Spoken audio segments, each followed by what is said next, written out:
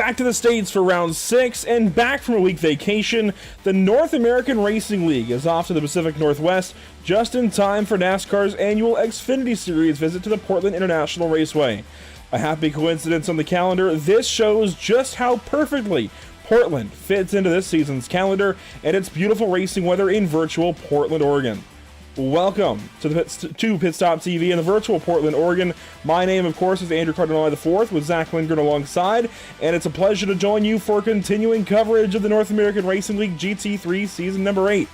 Tonight's coverage from Portland is brought to you by Muradness, by JS Consulting, and by Screw Compressor Service Incorporated.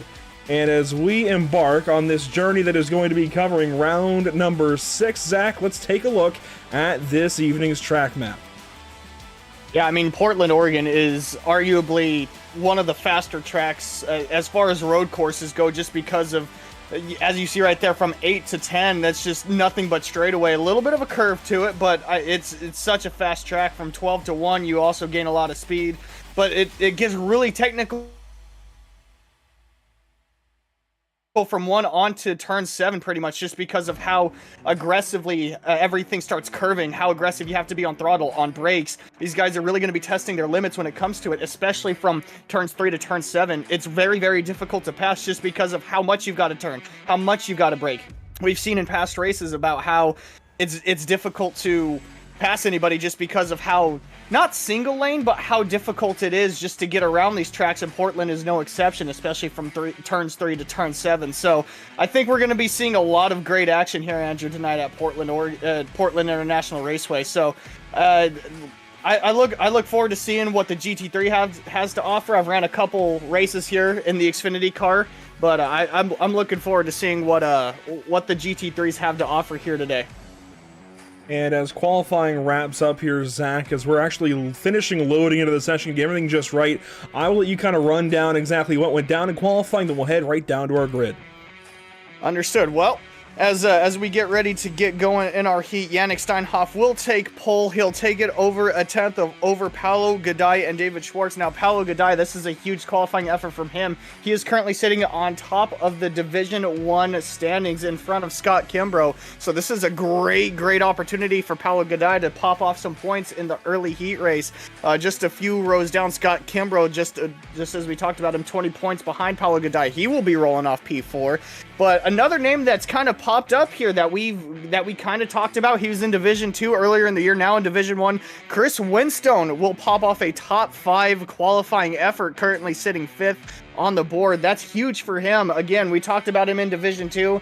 I think he won the first pretty much two full races, both heat and races in Division 2, got moved up, had a little bit of a struggle there in the middle part of the season. Looks like that off week that we had last week was able to kind of give everybody a little bit of a reset, and I think it's kind of paid off for Chris Winstone. Kind of jumping into Division 2 stuff, Alex DeMarco is on top of Division 2 as far as qualifying. He's qualified 8th overall, 3 positions in front of Andy Ray Miller. That's also a huge qualifying run for Alex DeMarco. He hasn't popped off a win just yet. He's sitting just a little under 100 points outside of the lead for Division 2, so it's still a very, very uphill climb for him, but that's going to be huge for him. Andy Ray Miller, second in points for Division 2. He is going to be starting P11 overall P2 in Division 2, so he's going to be sitting around that invert status a little after the heat race, should he remain there. So as cars get to rolling and as you try to get into the session, Andrew, I think we're going to be seeing a lot of great racing here. It looks like we are good to go in the session. So I'll let you run through the top 10 or however you want to do this. So on the grid this evening, while we won't have graphics up just yet for the grid itself, Yannick Steinhoff rolls off on the first row alongside Paulo Gaday, two of the fastest drivers in this series all season long. David Schwartz third, Scott Kimbrough fourth, Chris Winstone making the top 5 in qualifying, Francesco Antonicelli sixth, Lucas Souza seventh. Your first D2 driver will start from 8th. That's Alex DeMarco, Miguel Colon, and Ricardo Delgado make up row number 5. Andy Ray Miller will be 11th. Right next to him, Eduardo Pecorini. Dean Kerr, he's looking to have a good run tonight. He'll be rolling off P13 overall. Thomas Rayleigh, Anthony Wayand will be 14th and 15th. Jose DeLeo, Armando Aaron, 16th, 17th. Scott Angelo, and Sven Hartman, 18th, 19th. Rounding out your top 20 will be Chao Trin in 20th. Go ahead and finish the grid off here, Zach. Graphics are being absolutely impossible with me right now, so I'm trying to get to a usable camera for at least the start of the race here. We will sit on these usable cameras and wait. Well, graphics might have just come back to me. It's been one of those days. I understand. Well, to finish out the rest of the field, it looks like we got a smaller field than usual. That's perfectly a-okay. Robert Guadagnoli will be starting P21. Mark Bully P22. Edgar Ruiz 23rd. He will be the last car to take time, and rounding out your field will be Joshua Benjamin in 24th. Again, smaller field, maybe just a little bit of a reset for these guys to get a little bit of an understanding. This usually isn't a track for GT3s, but like I said earlier, I'm really excited to see how this is going to go as the pace car rounds the final corner. Andrew, we're getting ready to go green here in Portland. Out of turn number 12 and down the drag strip front straightaway at Portland International Raceway. A bit of an awkward beginning here for us in the TV booth, but that's okay. We are racing this evening at Portland, a maiden voyage at this racetrack for the North American Racing League. Here we go to turn 1.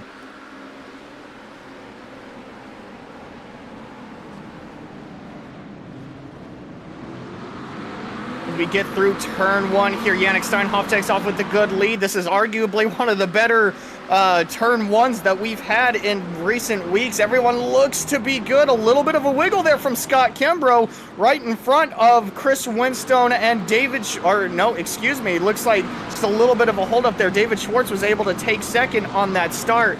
Everything looks clean and green. I hadn't seen any kind of smoke popping up. We do see a spinner in the back, and it's Chris Winstone trying to get out of everybody's way. He's going to do so, but that's going to hurt him a lot. Now, the only good thing about this is that this is at the start of the race, so a lot of racing to happen here. He should be able to pick up some position should anything happen, but we were harping so much on qualifying, on his good qualifying effort, immediately out the window. I think that's just one of the things that we're going to have to watch as this race progresses.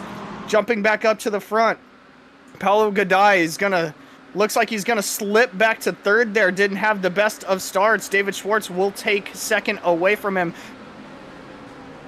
Francesco Antonicelli, Scott Kimbrough, 4th and 5th. Lucas Souza, 6th. Looks like everybody's kind of filing out. Alex DeMarco still holding steady right now, the first D2 driver in P8. He's holding steady inside the top 10, P8 overall first D2 driver. So everybody just kind of lying out now. This is kind of what we were expecting as far as a track like this, just because of how difficult it is to get through these corners with these cars with high downforce, cold tires. You don't want to get on the throttle too quick. I think that's what might have bit Chris Winstone there, trying to get into this very, very tight turn 7. So these guys trying to get their tires under them, trying to get an understanding of what they have going on as of right now. A little bit of a pack forming up towards the rear end of the field. It looks like it's led by the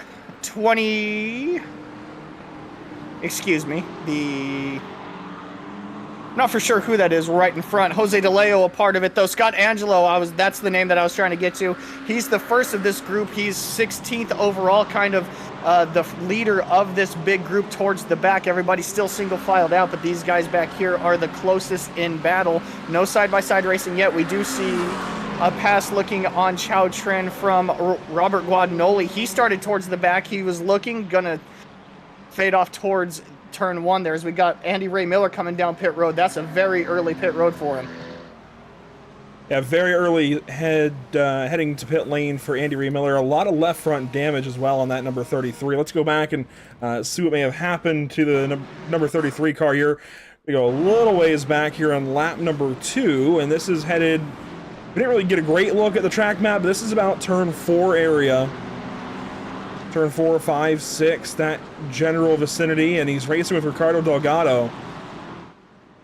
And then it kind of gets away from us there, and then there's the spin for Winstone. This is actually lap 1. So we went a little far back, and of course, now ATVO lost us the car we were looking at. That was Andy Ray Miller. There he is once again. And we'll hit all the usual points when we come right back from this to live video, so just bear with us for a moment while we check out what happened here to Andy Ray Miller. I saw him drop down Tommy and scoring as things were loading, Zach, and I was curious as to what might have happened to the 33 car. I think we're about to find out. I think it's going to happen down here somewhere around the first few corners of lap number 2. And I think this just kind of proves along the fact of it's very, very difficult to pass. We saw Andy Ray Miller to the inside of one of his fellow drivers. Oh, a little bit hot getting into turn 1. There's the damage right there. Just got into the back of the driver right in front of it, loses it, and then gets punted yet again. So this is just a part of the track where everybody's right on top of each other. You've got to be on top of the braking points, the throttle points, and right there just kind of bit Andy Ray Miller. One more view, this time from the drones. You see him right on the back end of Dean Kerr through turn 1. Beautiful view, because here comes Thomas Rayleigh to just squarely hit him in the door, and then Jose DeLeo gets him in the back end, and that severely impacts DeLeo's Mercedes, initially rendering the damage as having lost the front bumper. But here we go. At the front of the field, Yannick Steinhoff leads. Let's take a look at the point standings coming into today. Paulo Goday on top with Scott Kimbrough in second. Those are your two real threats for the championship. Yannick Steinhoff has fallen far enough off the top of the order that he's really no longer a concern. So you're watching your top two in the standings, Goday and Kimbrough, maybe David Schwartz or Thomas Rayleigh, but those are going to be long shots this late in the championship in Division number 1. Down in Division number 2, Zach, it's a lot more wide open. I'd say any of the top 5 could do it. Armando Aarons, Andy Ray Miller, Dean Kerr, Anthony Wayne, Christian Gritzko, any of them could do it.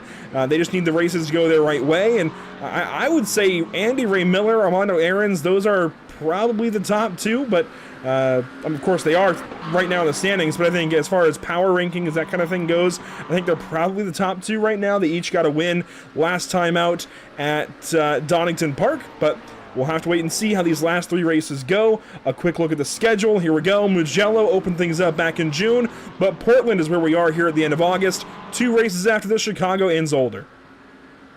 And I think this is just a fantastic way to end the season. These are very, very technical tracks. We're obviously at Portland, but with Chicago next week, a very, built for NASCAR, but to have these GT3 cars on here, very, very different from a regular stock car. It's going to act differently. It's going to race differently. And then to end the season, I feel like this is just going to be a fantastic way to end the season. It's going to really push these guys' skill level to the absolute max. And of course, if we take a look at, oh my gosh, schedule, I have race details, that's where I was going. Whiplash Kim's race details, 60-minute practice session, 10-minute qualifying, those already happened. We are in the midst of our 20-minute sprint race with a 40-minute feature coming up next. Of course, these are fixed setup races with 45% fuel loads, 15x incident limits every 5 thereafter. So far, a pretty calm sprint race, all things considered. I know we are down a few cars, but this is a smaller track, so this fits a slightly lower car count, 12 apiece per class. This really fits this kind of racing. This racetrack is almost optimized to lower car counts. I will say it's impressive when racing series like Lucky Dog go here, because they bring 40, 50, 60 cars. That's just a lot for this little tiny racetrack. I say tiny. It's nearly 2 miles. It's not short, but it's certainly not a long track by any means. And Scott Angelo's got a problem in the 68 car. Yeah, Scott Angelo looks like he was turned around. I'm not for sure if that was by contact or by just a little bit of brake, but Scott Angelo around in the final corner there. We're just going to have to wait and see what happens. Or to look on the replay here. Looks like, is that Thomas Rayleigh or right in front of him? He's all by himself getting into the final 2 parts of the track. And now these last 2 corners right here, Andrew, are very tricky. They're very, very fast, and you've got to pretty much be on the brakes. And yep, that little bit of a curb hop right there just sent the car around. Smart of him to, while being on the outside, he gets out of the way of everybody, gets off the track, doesn't allow any kind of damage to him or any of his fellow competitors.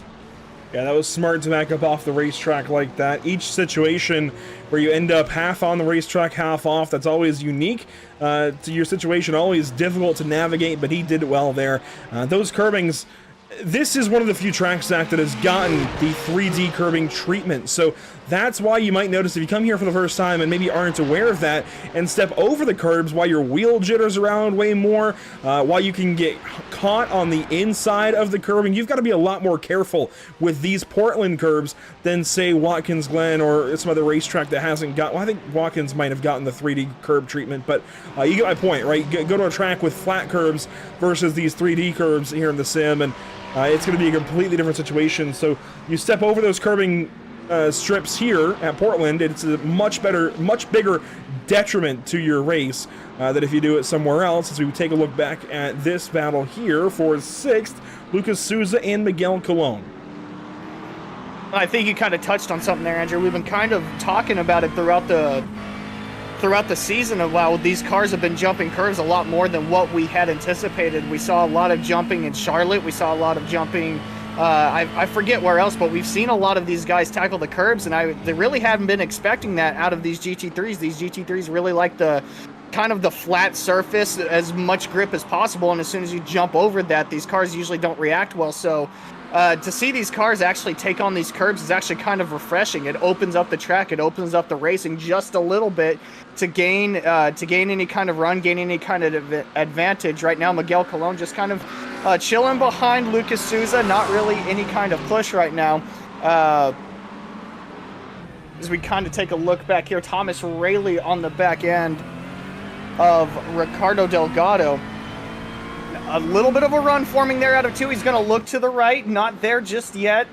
But this is a part of the track where if you go side by side with somebody, you've got to know that you can get by them quickly, or else you're going to slow both you and your competitor down. So this is a part of the track where you've got to have a very, very good understanding of what you're trying to do. Ricardo Delgado throws a little bit of a shallower exit there. Make sure Rayleigh doesn't get a run, but Rayleigh right on the back end of Delgado. On to my favorite part of the racetrack, the very back end of the circuit, this long straightaway. It's not even a straightaway, this long curvature, if you will, that acts like a straightaway. It's all on throttle till about here where you start to lift, and it's kind of like playing chicken almost. When do you want to lift? Because there's no real markers. There are markers on the fence, but you're looking to the left, away from the fence for that next corner. So it's really tricky getting into that corner there, and I gotta think about the turn number. I think turn 9, turn 10. It's really, really tricky. It invites you to go a whole lot harder into the corner than you want to, but these drivers navigating that nicely as we watch this battle continue for the 9th position in Division Number 1, 10th on the racetrack overall, as Alex DeMarco leads the way in Division Number 2. There he is in his number 2 McLaren. He rides in 8th overall behind Miguel Colon and ahead of Eduardo Pecorini, both of those being D1 drivers. So DeMarco outclassing the D2 field right now. The next driver on his list behind him would be Dean Kerr, a teammate, but Dean sits back behind Thomas Rayleigh and Ricardo Delgado rather. So Dean has a little bit of work to do to get up there. And then it's a whole slew of Division 2 cars. Look at these 4: Wayand, Ahrens, Hartman, DeLeo, kind of a who's who of Division 2. I think right now this is the most important battle because 3 of these 4 drivers are sitting inside the invert spot, with Anthony Wayand 13th, Armando Ahrens 14th, Sven Hartman 15th. These guys, if everything holds within these last 5 minutes or within these last 10 minutes or so of this heat race, these guys are going to be in front. These guys are going to be leading the future race coming to green. So I feel like this is a very, very big battle. Obviously, you highlighted Alex DeMarco. He's a little bit down in the standings, but this is going to be a huge win for him in the heat. But as far as the race tonight goes, right now, Anthony Wayans, Armando Ahrens, and Sven Hartman are kind of in the catbird seat as far as if everything holds, this invert's going to take over. These guys are going to be in a really, really good spot to start the feature. Yeah, really good positioning out of these 4 so far, at least 3 of the 4, as Jose DeLeo's on the outside of that invert, and that invert it's moved around as the season has gone. Of course, it's natural for leagues to lose a few drivers as the season goes on, so that kind of cut line moves down the order almost and brings different drivers to the forefront of the feature once we get back rolling. So 1 car off, that is actually Dean Kerr way out in the grass. Sometimes the fan cam pays off there. Zach Kerr having some big problems in the number 84. And this is going to bring him right into the battle that we were just talking about with Anthony Way and Armando Aarons. Dean Kerr, again, a little bit down the list. We see a battle behind him with Anthony Wayand and Armando Aarons. Armando trying to take away that 13th spot. He will do so successfully going into turn 1. Jumps the curbing a little bit. Sven Hartman almost gets it to the back of Anthony Wayand. Everything clean and green as of right now. They kind of separated themselves. Armando Aarons was able to step away from that just a little bit. His next sight in front of him, Dean Kerr. Now it's just a matter of how close can these guys get packed up yet again, if anything, towards the end of this heat. 6 minutes to go. Of course, we don't expect any pit stops during these heat races, these sprint races, but we will expect a pit stop during the feature in a little bit. Up at the front of the field, completing another lap here in this expected 18-lap sprint race. There's Yannick Steinhoff leading the way. Top of the series this evening. Has been fastest through every session, it seems, and the Pulse Racing number 5 is off to the races, as they say.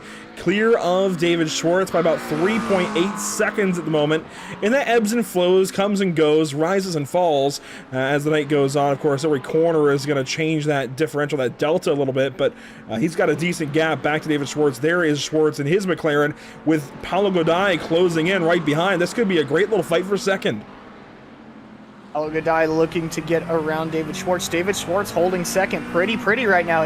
There's really, I mean, Paulo Godai's there. He's filling up his rear view mirror. He's filling up David Schwartz's rear view mirror, but he's not really putting on a lot of pressure as far as trying to pass in certain areas. David Schwartz able to get away from him through turn 7 and 8. A little bit of a scoot away, maybe about a 3-car length, 4-car length lead over Paulo Godai. And this is something that we also have to pay attention to, Andrew. Paulo Godai, Scott Kimbrough atop of the D1 leaderboard as far as standings go. So Scott Kimbrough does, even if Paulo Godai does finish in front of Scott Kimbrough, he does not want to see another position given up. That's another point that Paulo Godai puts on top of Scott Kimbrough. If he can minimize that kind of damage or any kind of points damage, he would like to do so. And right now, Paulo Godai trying to take away that second spot. As we look back here, Sven Hartman looking to the inside, a very narrow part of the track, not going to be able to do it. It's going to back up through turn 12, try to get a run down the front stretch. It looks like he might have it here. He's going to look to the right, a little bit of a defensive driving there. Sven Hartman still going to hold on,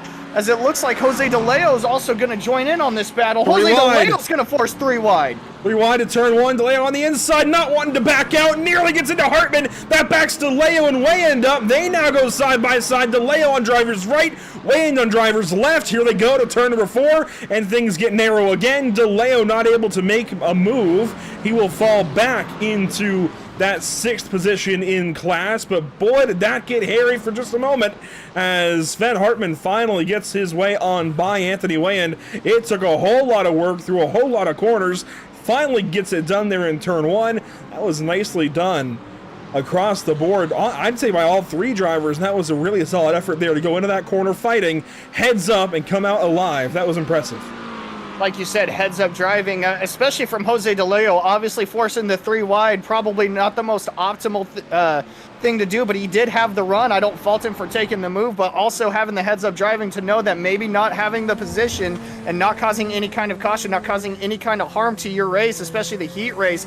Jose De Leo, obviously not the benefactor through everything right there, but still, car intact. He still has a chance at Anthony Wayand right in front of him at the 15th spot, at the very first invert spot, really. But don't look now, right behind him, Chris Winstone. We saw his spin the very first lap. He's moved himself up into P17 overall right behind these two. He's looking to have, try to get into that 15th spot to take over P1 for the feature. So a lot of drama happening right here towards this back part of the invert.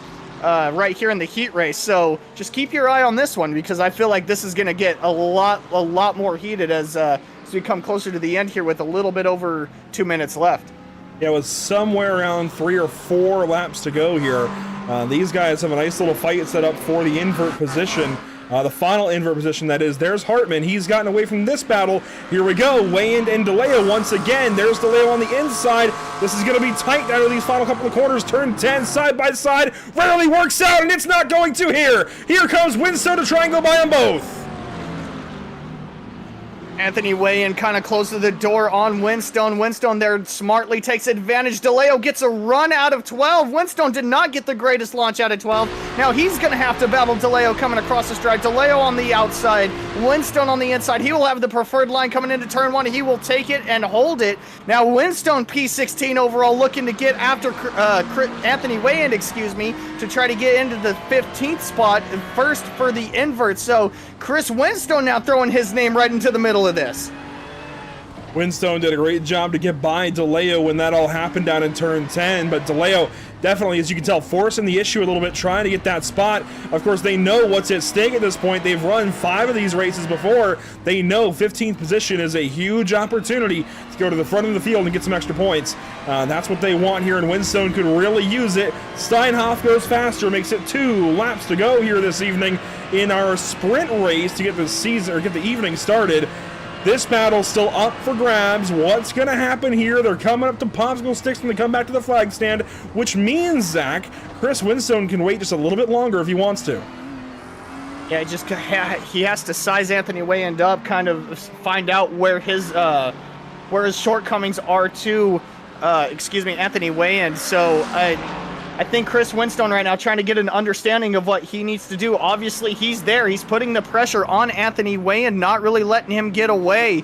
So Chris Winstone really has to apply a lot of pressure here. Maybe look in places that aren't usually looked in. Maybe in more difficult parts of the track. We saw DeLeo and Wayand go side by side in a very not optimal side by side racing part of the track. So maybe Chris Winstone looks in the same area. He's still there as we jump up front with Yannick Steinhoff. He's going to be taking the white flag. And in another battle that I kind of wanted to highlight, Paulo Gadai fell off with David Schwartz pretty good. Scott Kimbrough has caught up to him, but Yannick Steinhoff all clean and green for him, 5 seconds in front of everybody. There's Paulo now on screen in 3rd place. He has fallen back a little ways.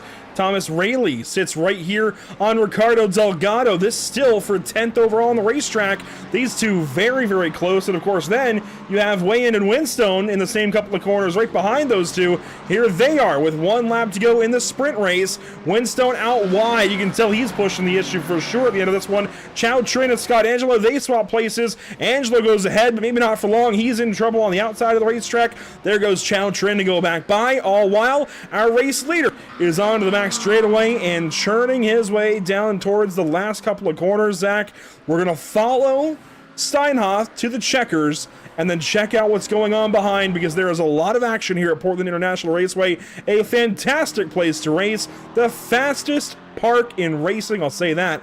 Here comes David Schwartz down to the line. It's going to be checkered flag, car number 5. He wins the heat race here at Portland. Let's go back to the battle with Ricardo Delgado and Thomas Rayleigh. Here they are. They've actually split apart. So let's watch. Here's our D2 race winner to be. Zach, it's Alex DeMarco. Alex DeMarco crosses the line. No pressure from any of his D2 counterparts. He crosses the line P1. I believe that's his first win in NARL this season. But as we come back here to the back, Thomas Rayleigh, this fight goes on. A little bit of a bumper action from Chris Winstone as I'm still sitting back here with these guys. Chris Winstone trying to take P15, but it looks like Anthony Wayand will hold off. Jose DeLeo tries to take that position, but Anthony Wayand will hold off a charging Chris Winstone 1 position short. So we are going to have an invert with Anthony Wayand, Sven Hartman, Armando Aarons will be your top 3 for the invert. Chow Trin now crossing the line right here. I believe he's going to be a part of the final cars to cross the line here. A very, very good race. Andy Ray Miller going to come to a stop. I'm not for sure if he got a slowdown. Maybe came off track. Maybe just wants to start at the back. Maybe a fresh start. Andy Ray Miller will cross the line in the final position. Wow, what a way to end the Heat 1. And that was just the sprint race. Now the feature coming up, a 5-minute warm-up for these drivers to maybe make some changes to their steering boxes. I think that's all you can really do. I'm not even sure exactly what adjustments you can make in the GT3 cars. I know it's not much, but these are fixed setup races. So back to the Flash Sim Cam's race details. Fixed setup races, 45% fuel load. That means, Zach, when we go back racing, immediately these guys are going to be fuel saving, trying to stretch that fuel just 1 extra lap if they can, to get closer to the end of the race before they have to pit, and just try to work out the perfect pit strategy, fuel strategy. We shouldn't see many tires being taken, although that begs the question, what's the weather out there like? We haven't checked it yet this evening.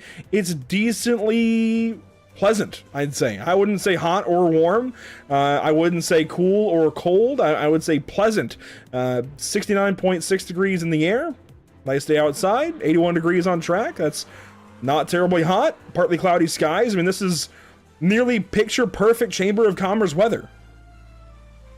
Yeah, usually this track gets pretty hot, pretty slick. So for these guys to have optimal weather out on the track right now, this is optimal racing conditions for these guys. And I think that's what you need if you're going to try to have any kind of good racing, just pretty much as much grip as possible for these guys. And I think you brought up a good point, Andrew. I'm going to kind of call back to what you said about the fuel strategy a little while ago. I think you bring up a good point just because we've seen how difficult it is to pass at this track. So it looks like pitting is going to be the best chance to make a pass. Any kind of pit strategy is going to be the best chance to jump somebody, your best chance to get in front, to have any kind of chance to advance yourself. So I feel like that's going to be a very major thing to watch as the feature comes down to it.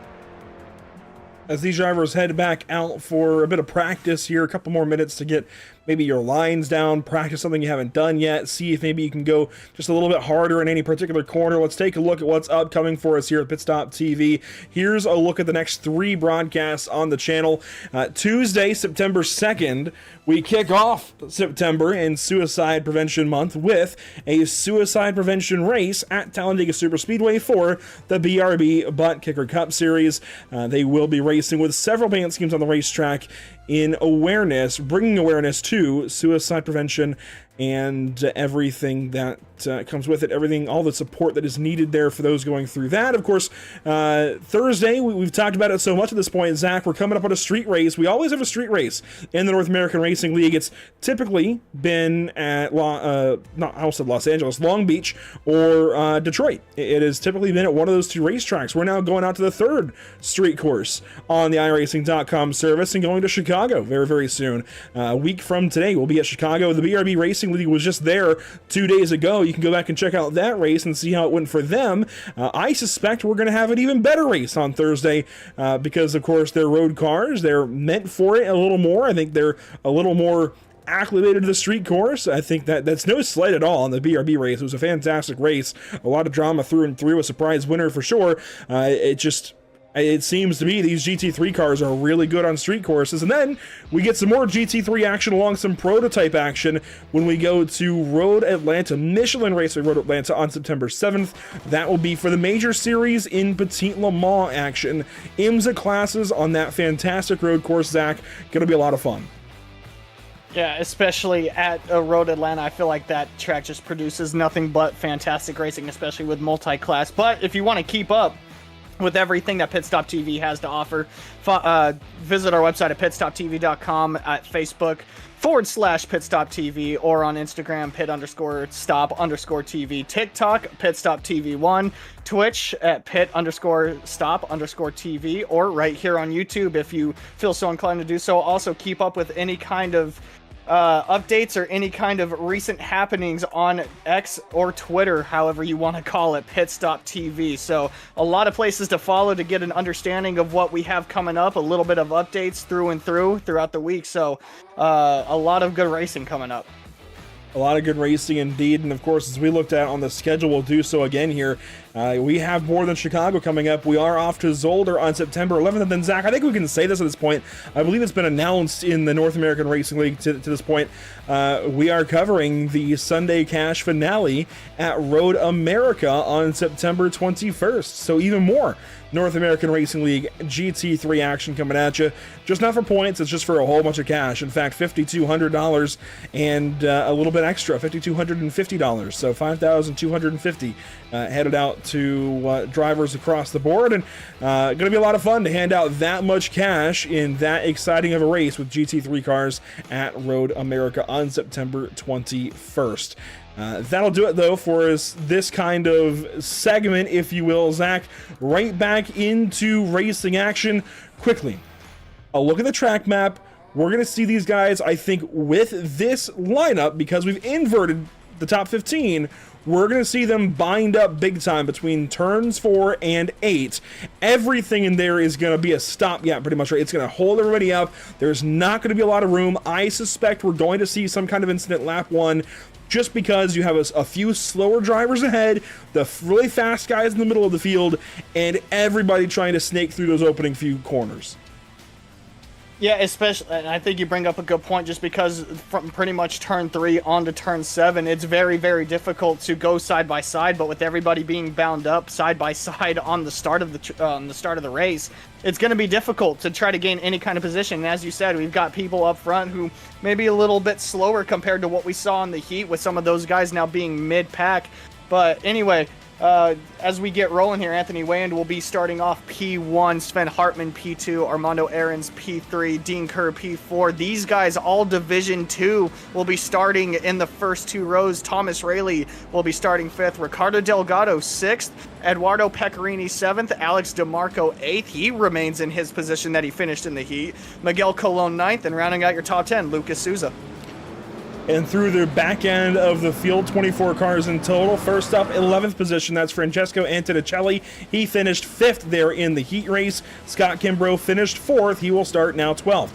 Paulo Goday finished 3rd. He will start 13th. David Schwartz finished 2nd. He will start 14th. And then the heat race winner, Yannick Steinhoff, rolls off 15th.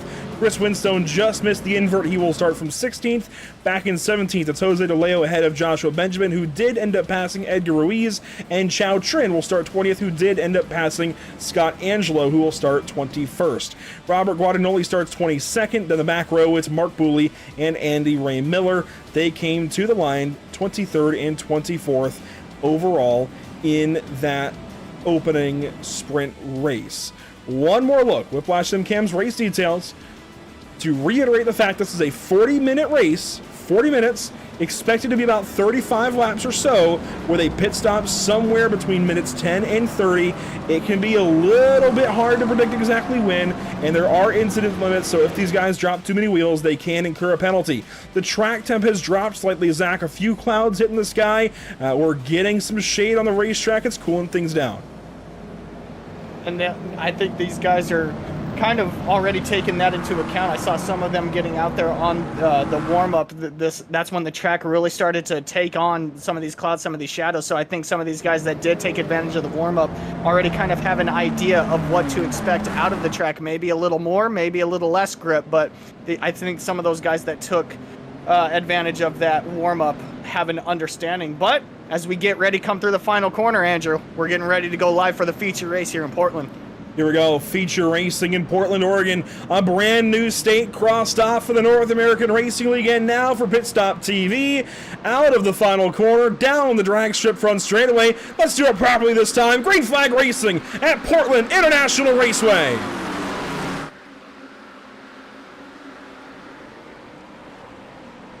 Big rush to turn 1. And already smoke in the back of the field. And there's a spin. Ricardo Delgado, the top 4 get away.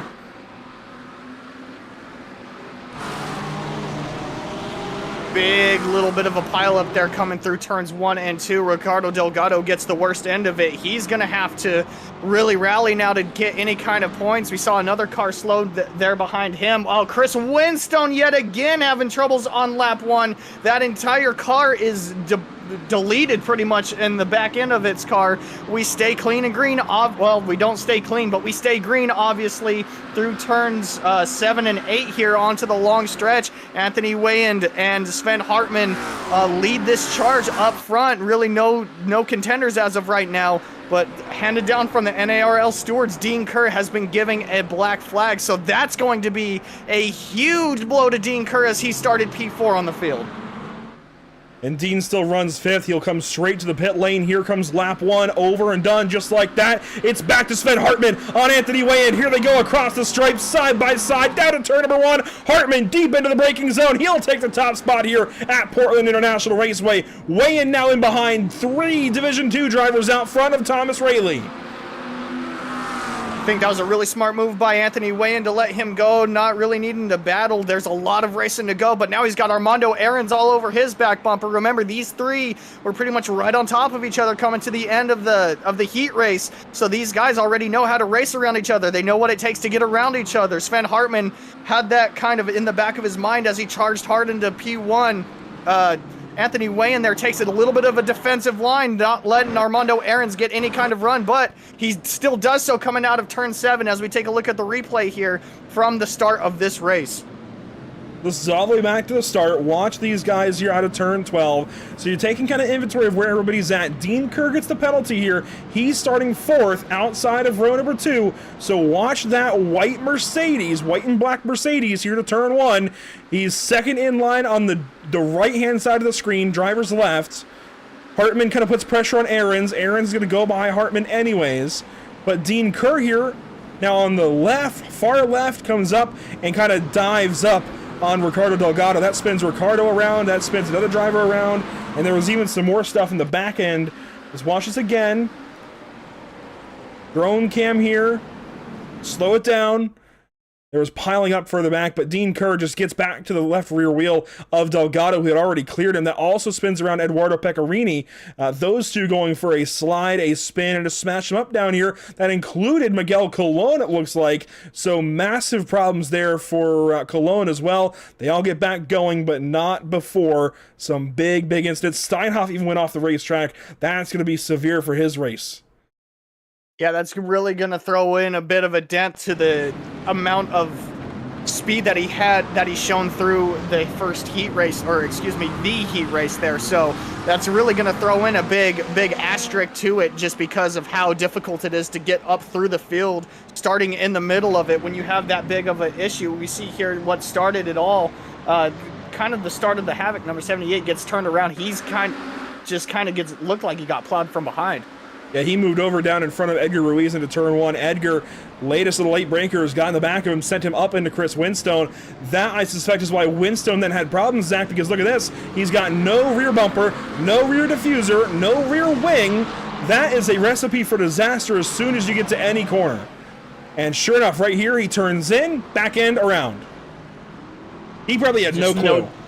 Yeah, he had no clue as soon as he pretty much realized that car was done and done. That car was already around going sideways for him. So, I mean, I really hate it for Chris Winstone. He really had nothing to do with that, but he got the short end of the stick there. So I think still early in the race, we saw how quickly he powered back up through the field in Heat 1. I think he's going to have to do the same. A little bit of more black flags handed down throughout that replay, Andrew. NARL stewards deem Edgar Ruiz and Eduardo Pecorini at fault for some sort of collision, some sort of issue. They both were black flagged, so we're going to have to see those two come down pit road if they haven't already. One car off, Jose DeLeo off the racetrack there in the final couple of quarters. He falls back to 5th in class, but look at this line of Division 1 cars. Lucas Souza in the Lamborghini.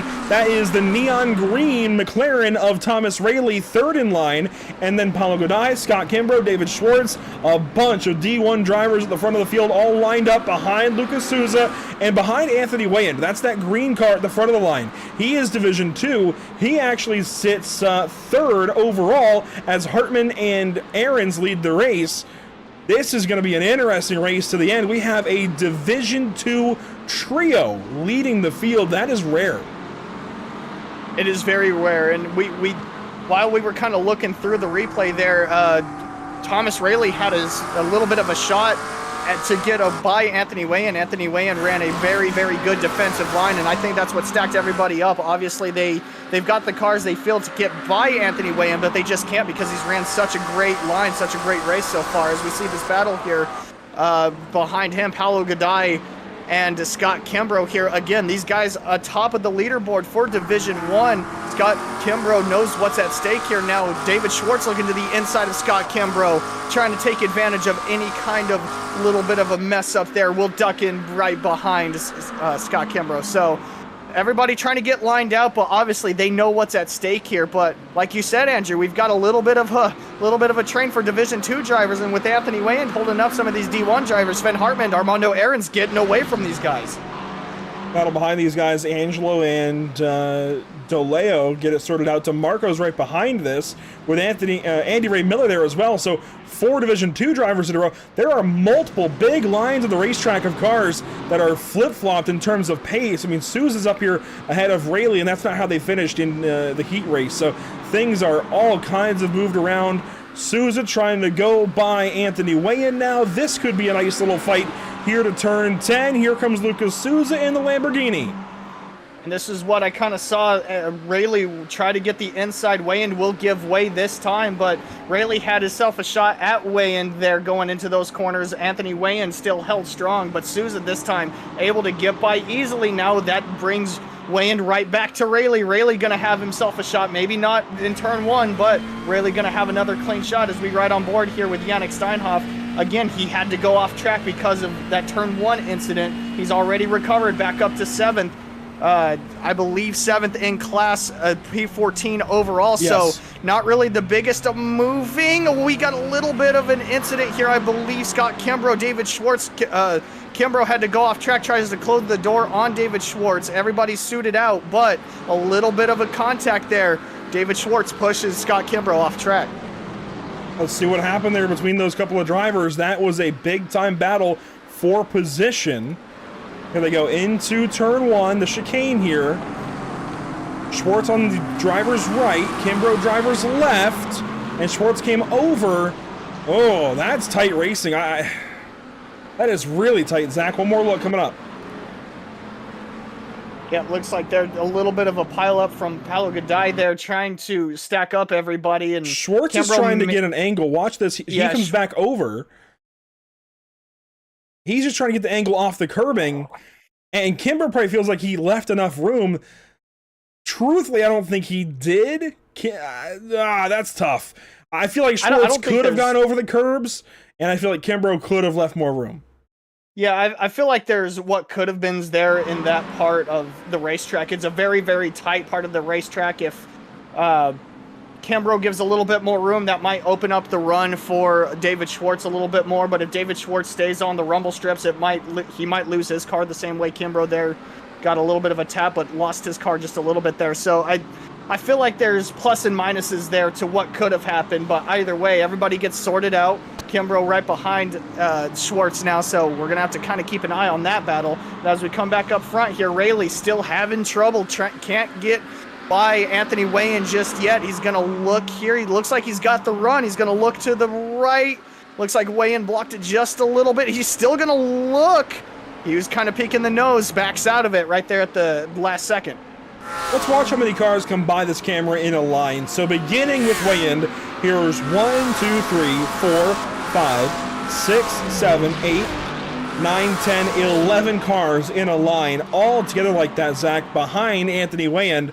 10 behind Weighin, 11 including Weighin. They are all lined up, ready to go racing. They're doing the racing, and it's gonna come to a head at some point. They can't sustain this, I don't think, for too much longer. There's going to be something happening, I feel like, between them. At least 2 cars. I feel like you're gonna have some kind of contact and have a moment out of these 11 that are racing for these positions, heads up. And the pit window is just about to open, Zach. Do we see somebody duck in early to try and get some damage fixed? I think if you want to get your damage fixed, I feel like now's the best time to do it. That leaves a bunch of racing for you to do and try to get by everybody. You don't want to try to limp a car around the entire part of the race and then have a clean car for the final 10 minutes, final 15 minutes. So I feel like if you've got damage, you want to do it now. But as far as no damage, clean cars, and anybody on strategy, I don't feel like you should do it right now. I feel like there's still a lot of racing to be had. Now, if you want clean track, that might be an idea just to try to get out of this line. Like you said, Andrew, 11 cars pretty much backed up right on top of each other. That's kind of recipe for disaster. We've seen it with Paulo Gadai, a little bit of a stack up with Kimbrough and Schwartz. We saw what happened there. So if they're a part of any kind of stack up, that's going to be huge. So if you want clean track, then I feel like that might be the play. We see here Rayleigh finally makes the pass on Weighin. Now that's going to open the door for Paulo Gadai. Not there just yet. Weighin throws a little bit of a defensive line. Rayleigh going to still stick his nose in, or excuse me, Gadai going to stick his nose in there. He's going to get that position over Anthony Weighin. So now Anthony Weighin kind of starting the bleeding here a little bit. He's got to stop it because he's still got a long line of cars behind him. Here comes Francesco Anticelli. The Italian now looking around the number 81 of Wayand. Nearly some contact there out of turn number 7. And there goes Antonicelli. Here comes Kimbrough. So the bleeding has become hemorrhaging now for Wayand. Several spots now in one lap, in just the first half of lap. Here comes Kimbrough, then Schwartz rather. That would be followed up by DeLeo. So he's nearly fallen back to his D2 drivers, and then Steinhoff is up to 11th overall. He is nearly back in the top 10, Zach, and he's still got over half the race to go. It might be a far cry for him to still win this race, but he is certainly moving back up. Well, with these cars lining up, Andrew, I feel like that was his biggest plus to, after everything that happened to him in turn 1, having to go towards the back. With these cars stacking up, he was able to start picking them off one at a time. Anthony Wayand, they're not the best of launches through turn 1. Jose DeLeo was able to get around him, did check up Steinhoff just a little bit, but again, with all these cars right on top of each other, he's able to pick them off one by one. Now his target set on Anthony Wayand. Wayand here trying to hold position as best as possible. Steinhoff looking for any kind of position on track to get around him. Not there just yet. Wayand defensive line going into 7. Steinhoff has to back up a little bit, which brings Scott Angelo into this party. Everybody right back into this. So right now, Anthony Wayand trying to stop that hemorrhaging like you were talking about earlier, but the bleeding looks like it's going to continue. Steinhoff, great run out of 7, is going to look to the left. Still there, Wayand into the wall. Wayand grabs the wall, allows Steinhoff to go by, and now it's a train of 4 Division 2 drivers. Wayand, Angelo, DeMarco, Miller, all lined up. And here they go down the front straightaway to sort this out. Big move from Scott Angelo. He'll go driver's right and have the inside for turn 1 into the Shelton chicane. Here they go. I feel like now this is the time where Anthony Wayand has to really battle. If he was just kind of giving up spots to D1 because he didn't feel comfortable, now's the time where, comfortable or not, you've got to battle, because you're starting to fall back into Division 2 drivers. You're starting to fall back into drivers in your division. So now's the time to battle. Now's the time to really get defensive if you don't feel like you've got the car to hang on. So Anthony Wayand now falls outside the top 10 overall. With everything going on, I believe he fell back to 12th now overall. So Anthony Wayand trying to stop it at all costs. Meanwhile, there's your overall race leader, Sven Hartmann, into turns 11 and 12. He'll wrap up this lap with about 26 minutes to go. This is lap 12. And he is leading over Armando Aarons by about 1.4 seconds. Over Lucas Souza by about 4.2. Souza's got a 3-second gap back to Rayleigh. There's Souza. Here he comes down the front straightaway. So that's the gap between D2 overall and D1 overall. Zach, I still don't think we've seen D2 ever win a race. It might happen today with Hartmann this far out front. As here's a pit stop from Yannick Steinhoff. He comes in for service. I think this kind of plays into that clean track idea. He's going to come down pit road. Doesn't look like he's going to take tires, fuel only. We've seen tires kind of hurt some drivers in the middle of the race, so obviously fuel only, already down and away. So Yannick Steinhoff going to try to take advantage of a clean track, run clean laps, try to take any kind of time advantage he can. We saw him stuck in the middle of everything. He did work his way into top 10 overall. Now it's just going to be a matter to see how this plays out for him. Miguel Colon just behind him there. Miguel, of course, had those problems there on the start of the race, has fallen back. He is the last car running right now in 21st spot, so certainly not where he wants to be, but we'll see if he can get back into things and still make some positions up before the end of the day. Alex DeMarco, Andy Ray Miller, here they are. They were just very close, nearly side by side. They get that sorted out now, single file once again, and a battle is starting to pick up, Zach. Thomas Rayleigh, Paulo Goday. Goday could be the champion this season if he holds on to things the way they've been going. He's still outscoring Kimbrough. That's all he's got to do here to the end of the season. Well, the fact that the car's sitting right in the middle of them, Francesco Antonicelli just set down the fastest lap, so Kimbrough's still got a lot of work to do. He's only 2 seconds behind Goday, but if he's going to have any kind of chance to make up any kind of points, he needs to get in front of Goday, especially that 20-point deficit. That's a large deficit, especially with us being in the third to last race, so a large deficit that needs to start being overcome pretty much at this race on. Kimbrough needs to start getting up through the field. He's got the fastest car right in front of him, hoping that maybe Antonicelli starts mixing it up with Goday. Rayleigh holds him up just a little bit. but he needs something to happen. He needs to start getting up there with these guys. Nice little battle further back in the field. Mark Booley and Robert Guadagnoli, they sorted out for the 18th and 19th positions. Unique paint scheme there for the Mark Booley machine. And is that a familiar logo on the door, Zach? It is. I didn't even notice. I had no clue Booley was running our stuff, but he's got the Pit Stop TV logo there on the side of that car, on the door and on the rocker panel there. So props to Mark. We certainly appreciate that. It is a very, very hard to read camo paint scheme. I love that. I don't think we see camo on race cars enough, Zach. Oh, no, I couldn't agree more. Being a hunter myself, I love me some camo. So anytime I get to see camo on any kind of race cars, I kind of fall for it. Not the biggest fan of Chase Briscoe in the NASCAR series, but seeing some of the camo on his stuff, you got to love to see it. Steinhoff now passing Chao Trin, and car behind him passing Chao Trin as well. Chao Trin didn't have the best of launches there coming out of the corner. So, Robert Guadagnoli in the spin. Was the spin from the 89. We were just talking about him, Andrew. That's the way it goes. Commentator cursed. He's going to pull the logos off the car now. Oh, man. Well, Mark, hopefully things turn around for you and get back headed the right way, because that is not what we wanted to see there for a driver running the Pit Stop TV logos, but up front, or at least closer to the front of the field. This is Andy Ray Miller on Alex DeMarco. DeMarco's still ahead of Miller. That battle not going anywhere, though, as the battle continues to spark up in that line behind Rayleigh. Antonicelli has gone by Godai, and I feel like you were kind of alluding to that a few minutes ago, Zach. Antonicelli running those faster laps behind Godai. That has led to a pass there for that third position in class, 5th overall. And now you see the result. Godai and Kimbrough, nose to tail. Yeah, that slowed down Godai just a little bit. Maybe went a little wide right there in 6th. Kimbrough got a really good run, so now Kimbrough's pretty much got his target right in his sights. Now he just needs to find a way around him. These guys are pretty much even through that part of the track. Now it's just a matter of where Scott Kimbrough can find any kind of advantage, any kind of edge over Godai. So this is going to be an interesting watch as the race progresses. Obviously, these two right on top of each other with still 20 minutes left in the race. A lot could happen, but right now, Kimbrough's got his sights right on where he wants. And we are patiently awaiting these guys to pit here. Will they pit before halfway? Only Yannick Steinhoff has done so much. So far, I should say. Nobody pitted. I thought maybe we'd see at least 1 or 2 takers this lap, but nobody coming in just yet. Also, Zach, at positions 1 and 2, Armando Aarons has turned up the wick. He is starting to run down our race leader, Sven Hartman. Aarons looking to become, if he can get past Hartman, he would become the first ever, to my knowledge, D2 overall winner here in the North American Racing League. Either one of these drivers could do it.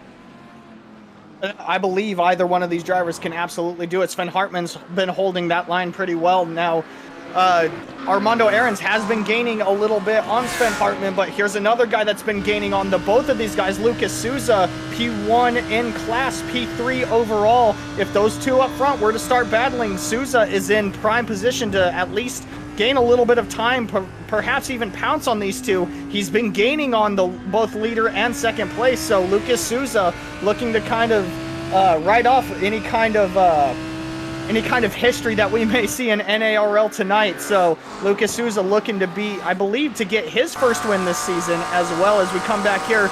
Rayleigh and Antonicelli. Antonicelli looking to the right. Big outbreaking from Antonicelli. He will still make the corner. Rayleigh looks like he might have given it to him. Antonicelli now up to P4 overall, P2 in class. So Antonicelli on his way to try to get up to Lucas Souza. Still a lot of racing to be had, so it's very, very possible that we might see Antonicelli in the victory lane tonight. It could definitely still be Antonicelli. It's only a 3-second gap with about 20 minutes to go to close it up. It can definitely be done, especially with pit stops still looming. Dean Kerr now heads down the pit lane for service in that number 84 car. He's had a rough night, but he's got an opportunity here to turn things around as Yannick Steinhoff will trade off for the fastest lap and take it back away from Francesco Antonicelli, who now is second place in division number 1. And here they are with Antonicelli and Rayleigh nose to tail into turn 10. Very close still between these 5 drivers. Antonicelli, Rayleigh, Godai, Kimbrough, and Schwartz. Nobody up front pitting just yet. Antonelli got that position last lap going into turn 1 over Rayleigh, but didn't really scoot away. Gudai kind of closed in. Kimbrough's closed in, so maybe not the tires have fallen off Antonelli just yet, but it looks like he might not have the speed that he once had. Maybe it's just a matter of getting around Rayleigh, loosening up those fingers a little bit, taking a deep breath to get back on it, but Rayleigh still holding strong right there in the rearview mirror of Antonelli. But one of the things that I did kind of want to bring to light, Andrew, with Armando Aarons being up front like this, his second, or the closest competitor to Armando Aarons as far as points-wise is Andy Ray Miller. That's about an 11 position deficit. That's going to be, if everything were to hold and if everything is to make it to the end the way that it is right now, Armando Aarons is going to have a huge jump over Andy Ray Miller. We saw Andy Ray Miller elect to pretty much start from the tail end of this field. He has made his way up 7th in D2, I believe 14th with 13th overall through the race. So he has made up some positions, but his closest competitor in points that he's trying to get to, Armando Aarons, way up front right now. And Zach, there's some interesting challenges that a smaller, tighter field count provides. So as DeMarco pits here right in front of Andy Ray Miller, DeMarco will head down the pit lane. Andy Ray will find it a little bit easier, stay technically closer to Armando Aarons, so a bad result might not be quite as damning. It might not be quite the drop that it used to be, but it's also not going to help him because it's harder for him to make up points if Armando has a bad day. So there's definitely some challenges that come with the tighter field size that we have this evening and that we might see the rest of the season. Frankly, I mean, this is a brand new track to these guys. Even in past rounds, drivers are talking about not having this racetrack yet and not having Portland, not having Chicago. They're great choices, but some drivers just aren't willing to buy certain tracks. So maybe drivers have bought Chicago and haven't bought Portland. Maybe we see an influx at Chicago as there goes Gudai to the inside of Rayleigh. Maybe they don't buy these two tracks at all. I mean, it's part of iRacing. I hate to talk about it, but it is part of iRacing. Considering whether or not drivers want to buy a certain racetrack at times is part of things. We see these four McLarens continue to battle. Rayleigh ahead of Gudai, and that might not be for long. Gudai looks to the inside of Rayleigh. Rayleigh gave him that line, but he didn't give him the position. Rayleigh overshoots turn 2. Gudai is going to try the crossover. Now Gudai's going to be on the outside for these next 3 corners. I wonder if he's going to be able to hold. Rayleigh's going to take that inside for the next 3. If he's able to clear him in this next corner, Rayleigh's going to have the position. He will. Obviously, Gudai feels like he's got the car to pass, but he just can't do it right now. And because of that battling, that's brought Kimbrough right back to it. Gudai going to look to the right here and coming into turn 7. He's going to have the preferred line. That's going to open the door for Kimbrough to try to get by Rayleigh, to not lose any time. Still side by side through 8. It's coming down the back, a little bit of a back stretch, maybe a little bit of cornering. Kimbrough gonna force his nose into it right behind Gudai. 3 wide. Oh. A little bit of a 3 wide. He wanted to go, not gonna happen. He's gonna have to give it back up to Rayleigh. Now Rayleigh in between Gudai and Kimbrough now. What sensational racing here, and we're expecting pit stops very soon for these drivers. This is all right before they come into the pit lane and make their hand known with what they're doing, if they're fuel saving, what they're doing exactly behind the wheel. It's going to be interesting to see exactly where these particular dominoes fall. It is still out front, Sven Hartman over Armando Aarons by about 1 second. Lucas Souza another 1.5 seconds back. Then Francesco Antonelli 5 seconds behind the race leader and closing on Lucas Souza. So Antonelli may still take the win in class, but I don't know that he's going to get there overall. It'll be interesting to find out. Souza could still get there overall, so a lot still up in the air yet to be decided as this race wears on. The first question, though, Zach, when do these drivers pit? That's what we're waiting on. As far as the North American Racing League North American Racing League Driver of the Day vote, I haven't really seen too much that was lucky for the Lucky Performance Lucky Break of the Day, but as far as the Driver of the Day vote, we're just waiting on pit stops. And I mean, if I'm right here with Kimbrough, Rayleigh, Schwartz, I feel like it's got to be within, at the very least, next 2 laps. You're obviously having trouble passing, so now would be the time to come in. As we see right here, Kimbrough and Schwartz are going to come in. These two are probably going to jump out right on top of each other, but now that they're going to have that extra lap coming out on track pretty much free-flowing, they might be able to jump the likes of Rayleigh and Gudai, so this might be huge for Kimbrough. This might be huge for Schwartz. We're just going to have to wait and see as they come down pit road. I believe Kimbrough was a little bit easy into the pit lane. I think he slowed down for the first line, and I think the timing line was the second line. That held Schwartz up. He nearly hit him in the pit lane. Schwartz will fire first, but he will not pass Scott Kimbrough. There they go. Kimbrough ahead, Schwartz behind. Kimbrough actually fired first. He actually had a shorter time. And he comes out right behind Steinhoff. That spells danger, Will Robinson, to everybody. And this is what I was wondering, if that early stop was going to pay dividends for Steinhoff. He's had nothing but clean track, pretty much. He's may have had a couple cars here and there, but not a lot of people have pitted, so he's not really had to fight anybody. As we look up front, Sven Hartman looks like he's going to come down pit road. He'll bring Armando Aarons. Lucas Souza and Francesco Antonelli will stay out. So D1 finally retake P1 and 2 overall. Sven Hartman, Armando Aarons will come down pit road, as it looks like DeLeo will come down pit road behind them as well. D2 drivers coming down all pit road at the same time. So this is going to be something to watch as well, to see how far this flips for these guys. And frankly, it wouldn't be a stretch of the imagination to say there is a skill gap between Divisions 1 and 2. Did Division 2 maybe not do as good of a job of saving fuel? Is that why they have to pit sooner?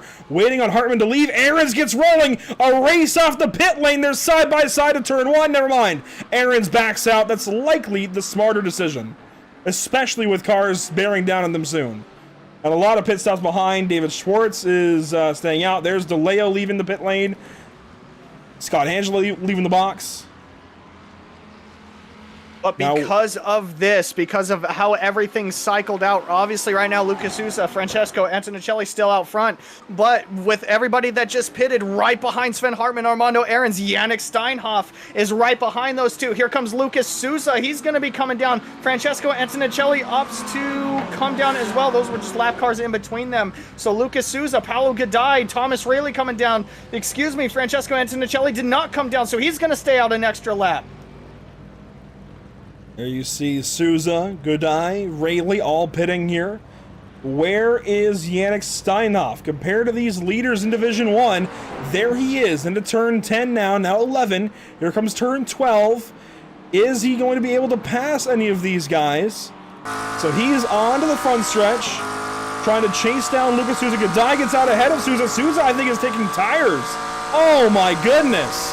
And he will pass even Gaddai. So Gaddai gets passed up by Steinhoff, and he just laid down the quickest lap. So Steinhoff obviously got something to show behind these guys. Now he's still behind these two Division 2 drivers. Obviously, with these two being as close as they are, there's a possibility for battle, which is going to slow them down even more. Yannick Steinhoff now in the catbird seat to try to upend history for NARL, with the Division 2 driver winning an overall race. Sven Hartman right now P1. Excuse me. I'm sorry, Armando or not Armando Aarons. No, it is Armando Aarons. I'm all over the place. But these two up front with Yannick Steinhoff right behind them. Souza did not take tires, Zach. It was a pit penalty. 40 extra seconds in the box, likely from speeding. So playing the pit limiter game maybe a little bit too closely, and Lucas Souza held in the pit lane. He is now 17th. But let's go ahead. 10 minutes to go. We see where things are at. Steinhoff is likely about to take the race lead back away, but let's nominate these drivers of the day, as Antonelli will leave the box. Can he exit in front of these guys? Yes, actually. He's going to hold them up. Wow. I did not expect that from a long pit. I was really expecting the short pit like Yannick Steinhoff had to really pay dividends here, but Antonelli jumps in front of Sven Hartman. Now it's just a matter of if these D2 drivers can bring the battle to him. But with these four held up like this, any kind of bobble from any one of these guys are going to hold him up even that much more. This is going to bring Yannick Steinhoff to the back end of Armando Aarons. Armando Aarons looks like he's going to have the defensive line. No, Yannick Steinhoff going to take it in 7. If he holds, he will move Yannick Steinhoff. Wait, no, not just yet. Armando Aarons is going to battle back. Aarons will end up giving it up, I think. Yeah, he's on the outside here for this backstretch curve. Gives up the spot to Steinhoff. It's now Division 1, then Division 2, then Division 1, then Division 2. Your top 4 spots. Steinhoff now moving up into 3rd overall. Hartman, the lone D2 driver that is out front in this situation. Quickly, Zach, let's rattle off driver of the day votes. I'll let you go first. Well, I was looking at Yannick Steinhoff, but I got to give mine to Francesco Antonincelli. He's been consistently one of the faster cars, maybe not the fastest, but he has been one of the faster cars out on the track. And obviously with that pit road strategy that he's pulled, it's put him out front. So I'm going to have to put my vote for D1 for Francesco Antonincelli right now. And I will take Yannick Steinhoff to go from winning the sprint race to falling back off of the start, having big problems, and still driving back to the front of the field and possibly about to win this feature race. I can't ignore that. Yannick Steinhoff gets my vote in Division 1. And as far as Division 2 goes, I've got to give it to at least one of the top two. I mean, obviously with everything going on, a little bit of a holdup there from Anthony Way in there to kind of back up some of the D1 drivers. These guys still had to perform as well as they have.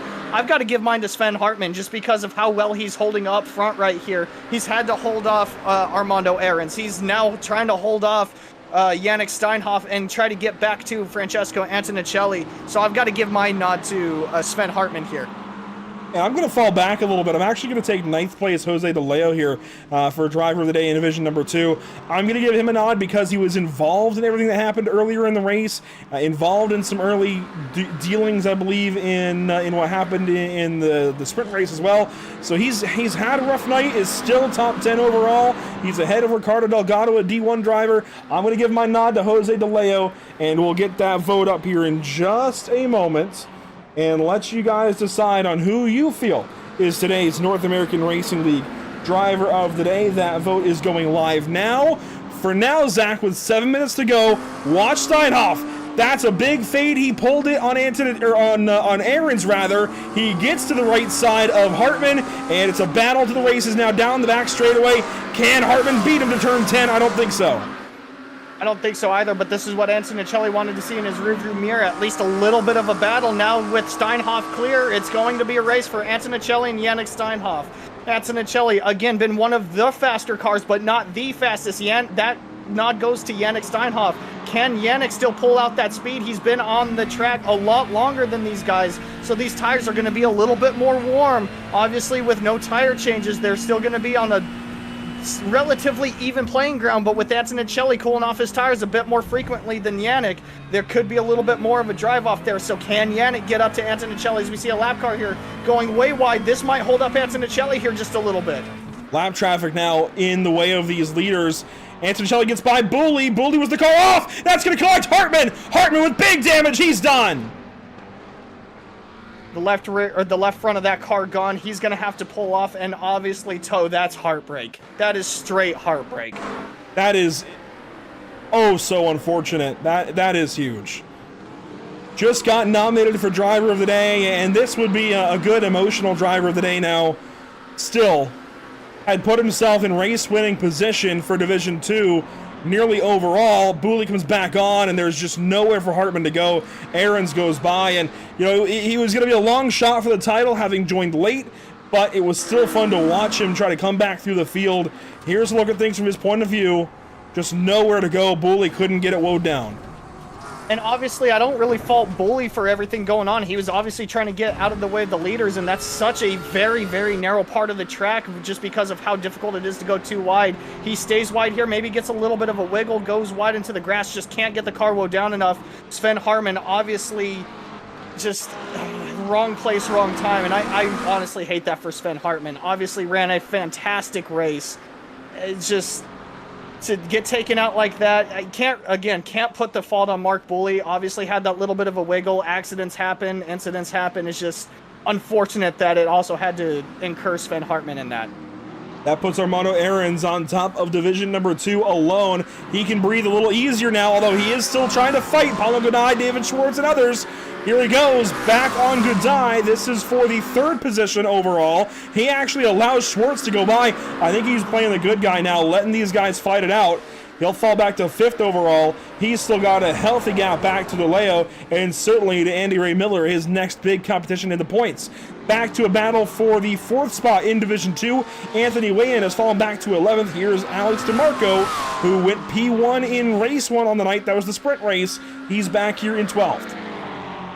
DeMarco trying to run down Anthony Wayand here into turns 10 and 11, but we come back up here up front to Kimbrough and Kimbrough and Gadai, or excuse me, Schwartz and Gadai. I'm still trying to get used to this, even though we've been here all season. So I apologize. Spinner. David Schwartz here. Look at Gadai. A little bit of a spinner up in front. Again, what we saw out of Bully there.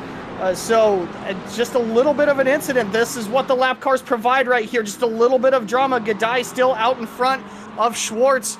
And one of the things that I wanted to highlight, we saw coming out of pits, Kimbrough was in front of Schwartz. Kimbrough has fallen off. Now this is going to extend the gap, if everything holds right now, for Gadai to Kimbrough, about 3 or 4 lengths as far as positions go. But with right here with Yannick Steinhoff still trying to run down Antonelli, time is winding down. Does Yannick have anything for Antonelli? It'll be interesting to see. Here's the start-finish line. So everybody funneling off of turn 12. Here come the leaders, Antonelli and Steinhoff. Down to turn number 1. 3 minutes to go. That's about 3 laps that these drivers have to finish this race out. We're on lap 32 of an expected now 34. And you see the top 2 are battling, the second 2 are battling, so on and so forth. Steinhoff, I wonder, is he trying to cool his tires down, Zach, and just running tire tracks now until he can mount the charge here on the final lap? I feel like that's a good strategy, but we kind of saw the weakness and strengths of both drivers there going into turn 1. Yannick hard on the brakes. He was able to make up time getting into turns 1 and 2, but Antonelli able to fire off just a little bit better. Again, you see it there. Steinhoff, a little bit of a wiggle, has to give up time. Now, he has game time on Antonelli, but with the strength and weaknesses that we're seeing, it's going to be a lot more difficult for Steinhoff to pass, just because if Antonelli can get the launch off the corner, he's going to have a tough time clearing him. Again, coming into turns 10 and 11 here, Antonelli holds about a 3/10 lead over Yannick. Yannick gets into the corner really well. Antonelli gets off the corner really well. So this is going to be a game of cat and mouse now. Can Yannick put Francesco Antonelli in a bad position to possibly take over that lead with under 2 minutes left now? 2 laps to go. This is going to be close. I don't know. This is going to be a lot of fun to watch, though, until the very end of this race. Antonelli, Steinhoff, not the 2 I would have pictured at the front of the field. Maybe Steinhoff. I didn't exactly picture Antonelli being in this kind of position, but it's an Italian and a German leading the way here at Portland, trying to fight it out for the end of this race in the North American Racing League, the first ever journey here to Portland International Raceway for this series. A lap and a half to go. That is right how Steinhoff wanted to leave turn 7. A great run out of the corner. Let's go to his driver's eye POV and watch the Delta. He's going to close in as this straightaway goes on. He likely won't try your in 10, Zach, but does he try in turn 1? It's a good possibility. We see Antonelli there scrape the wall a little bit. I don't know if that's going to hold him up. It must have, because he gained... he lost 2/10 to Yannick Steinhoff there. Yannick going to be right on his bumper. Now the draft's going to come into play down the front stretch. Does Yannick try to pull in? Does Antonelli take a defensive line going into 1? Not close enough just yet. Yannick going to look to the right. Still not there just yet. Antonelli holds strong. White flag in the air. White flag brought to you by Whiplash Simcams one more time around Portland. Back to driver's eye POV for Steinhoff. Sitting right behind Francesco Antonelli. Steinhoff has started from 15th via the invert. Got caught up in that lap 1 melee in turn 1. Fell all the way to the back end of the field. Has driven back up. And he's going to spin! Turn 6 gets him, a slide. That was his masterful move every time to fade over to driver's right and have the move into 7. This time, it works against him. Francesco Antonelli is going to power around the final couple of corners. All he's got to do, Zach, is drive it back through 10, 11, and 12 nicely. He's not out of the woods just yet. Let's see, can he get these final couple of apexes? It's going to be easy sailing for Francesco Antonelli. A clutch finish here for the Italian driver. Antonelli is a North American Racing League race winner at Portland. What an amazing race right there to the end. Like you said, Andrew, Steinhoff tried to pull that move that we've seen time and time again. As we see Armando Aarons come down, winner of Division 2. That's going to be huge for him as we look back to this battle still going on. Anthony Wayand still trying to hold off Division 2 of DeMarco. I believe that's behind him. Anthony Wayand will hold off as of right now. Possible draft, not going to happen. Anthony Wayand will hold off right there. So a lot of drama right here towards the end. And this is not for position in class, but for position on the racetrack. Ruiz and Kerr at the back end of the field, 16th and 17th of the 18 drivers that are finishing. The only driver behind them will be Chao Trin. Chao typically kind of plays this game of kind of sitting back and just getting through these races. Fantastic job once again by Chao Trin to just get home to the end. To finish first, you must first finish, and Chao does it here this evening, finishing 18th spot overall. That'll do it as far as on track goes this evening. Boy, what a finish there. Nail-biting to the end between Antonelli and Steinhoff. That was absolutely cinematic. Picture perfect, Zach. I love that. Let's take a look at the unofficial race results. I mean, like you said, Andrew, just the power move that Steinhoff was having there going into turn 7 bit him finally, got on the throttle just a little bit too much, and that's what threw it off. But Francesco Antonelli again successfully holds off a charging Yannick Steinhoff, will take his first win this season. Yannick Steinhoff finishing in second. Paulo Gadai, a very, very good points day for him, finishing third overall. David Schwartz will be finishing fourth right behind him. P1 for Armando Aarons in Division 2, fifth overall. That's a great top 5 for Armando Aarons. Sixth will be Thomas Rayleigh. Seventh will be Scott Kimbrough. Jose DeLeo will be bringing home a very, very good, hard-fought top 2 for Division 2. Eighth overall, Ricardo Delgado. Ninth, Andy Ray Miller coming pretty much from the back to the top 10. He will be finishing in 10th. Will be rounding out the top 10. Andy Ray would have been another great pick for driver of the day in Division number 2. Kind of sad now that I didn't take him, considering he only finished 15 seconds behind Jose DeLeo. Given all that happened and all that he came back from, a solid finish there for Andy Ray Miller. Let's fall back to 11th through 20th and even 24th here. Anthony Wayand, Alex DeMarco, Scott Angelo all on a line there in Division number 2, ahead of Miguel Colon, who comes from the very back of the field after being involved in that lap 1 melee. He finishes ahead of Lucas Souza. And look, Zach, if not for that 40-second penalty, do you see where he would have been? Subtract 40 seconds away. And I know it doesn't tell the whole story because there's more to it, but he would have been right there with the leaders at the end of the race. Edgar Ruiz finishes 16th. Dean Kerr, Chao Trin, Robert Guadagnoli, Sven Hartman, your top 20. Not all of these cars finished. Of course, Hartman had that heartbreak. Chris Winstone, 21st. Eduardo Pecorini, 22nd. Joshua Benjamin out of the race early on, I believe, lap 1 or 2, 23rd spot. And Mark Booley was actually disqualified from tonight's event, I believe, for the impact he played to the front of the field with Sven Hartman. So, drivers are beginning to connect here for driver interviews. It looks like, Zach, we will have Francesco Antonelli will bring in our race winner here. Francesco, I have no words. Just what a drive out of you. You put yourself in the right spot all night long. How nervous were you there, though, in the closing laps with Yannick breathing down your neck? Quite a lot, to be honest. I knew from the first race that he was fast, very fast, even faster than me, to be honest. And I just was trying to relax, thinking that the track is very hard to pass. So I was just trying not to make error, to stay clean, stay smooth, and bring it home. And you do bring it home this evening on the largest stage in the North American Racing League. You get it done. Were you nervous as well that those D2 guys might have won this thing overall? Because for a while, they were way ahead of you, and you had to run them down from a ways back. Yeah, I had a disaster start, to be honest. A crash in front of me, I lost a lot of time. So then I was just trying to full save and get as close as possible to them, and let's see if something was opening. But yeah, I was not expecting to come out of the pit in first position. And when this happened, I was just trying to manage as much as possible.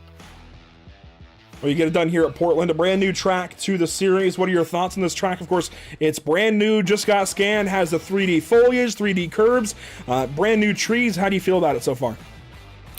I like it. It's very hard to pass, but on hot lap, for example, it's very nice to drive. Definitely a very nice driving track. Francesco, congratulations. Great job getting it done here for your first ever win in the North American Racing League. Hopefully, we're talking to you again soon. Thank you very much. I hope as well. And thank you for the organization. Absolutely. Francesco Antonicelli, a big day here at Portland International Raceway. He is leading the driver of the day vote. Actually, he's tied right now with Sven Hartman, so it still could be either one of those two. Get your votes in. Ladies and gentlemen, if you're watching over on YouTube, get your votes in. Still, anybody can win the vote. Not many votes are in, so you can still sway the vote big time with one vote going in. If you're watching, go ahead, place your vote. Even if you're watching on a smart TV, I know you've got a device around that can get to YouTube, get to the stream, get to the chat, and place a vote. It takes 30 seconds. I know you can do it. I know it can be done. Let's get these votes in and decide on a driver of the day here this evening. Antonicelli certainly would be a great option. Hartman as well for the heartbreak. I mean, that would be a fantastic story. But drivers still waiting to enter the interview booth. Zach, while we wait on them, we can look forward to what's ahead for these guys as we now look at Chicago. Yeah, I mean, you were talking about it earlier, Andrew, with Chicago being next up on the slate. It's going to really pay dividends to these cars being on a street course, a very, very bumpy course, a very technical track. I know I keep throwing that term around a lot, especially throughout the season, but I feel like that's just how the season's been. A very, very technical. It forces the hand of these drivers. It forces the skill of these drivers to show out. So I feel like Chicago is going to highlight that even that much more. You know, there's a lot of rights, there's a lot of lefts, a lot of rights early, a lot of lefts late. So I feel like it's going to play huge to these cars and to some of these drivers, and I'm just looking forward to it, especially the Chicago straight course, and then Zolder to end it out. I mean, these are just two fantastic tracks, especially right here coming down towards the end of it. A lot of points can be swayed right here in the final two races, so I just can't wait for the next two races just to see how the rest of the season shakes out. And of course, there's a trend. I talked about it earlier, a trend within iRacing leagues. As the season goes on, car count tends to dwindle. You drop some guys and maybe feel like they don't have a chance for the championship. It's natural. So to go to these tighter racetracks later in the season, shorter, tighter, Portland, Chicago, Zolder, these are perfect placements for these kinds of racetracks in this kind of series. Chicago, the walls are bearing down in on you. The city is built up around you. It's just a really cool environment. A lot of places where something can go wrong. You've got to be picture perfect around every aspect, every corner of that racetrack. Same with Zolder. It's just got a little more runoff. It feels like a street course because of how tight it is. Some of the corners, a lot of chicanes there at Zolder.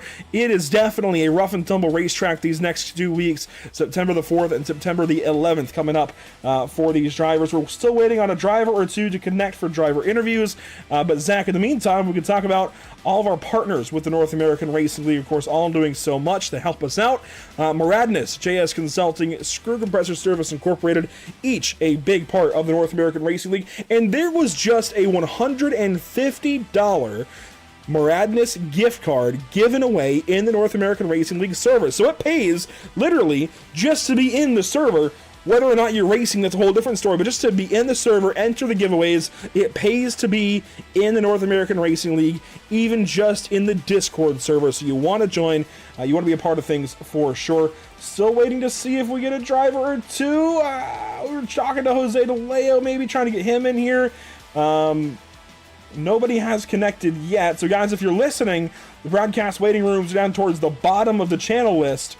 You should be able to see those and jump in. Still waiting on a couple. I mean, really anybody else from the top 2 or top 3 positions here. So even Andy Ray Miller, Paulo Goday, if you're listening, feel free. While we do so, a big thank you to our partners with the channel, Whiplash SimCams, ATVOs, CC's Business, Cody, Williams Design, Lucky Performance, and the North American Racing League. And Zach, if you have to look back at tonight, what was the big defining lucky moment for you?